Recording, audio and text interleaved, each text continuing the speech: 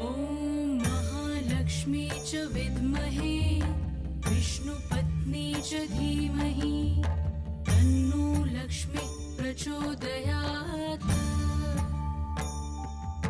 ॐ महालक्ष्मी च विद्महे विष्णुपत्नी च धीमहि तन्नो लक्ष्मी प्रचोदयात्। ॐ महालक्ष्मी च विद्महे विष्णुपत्नी च धीमहि तन्नो लक्ष्मी प्रचोदयात्।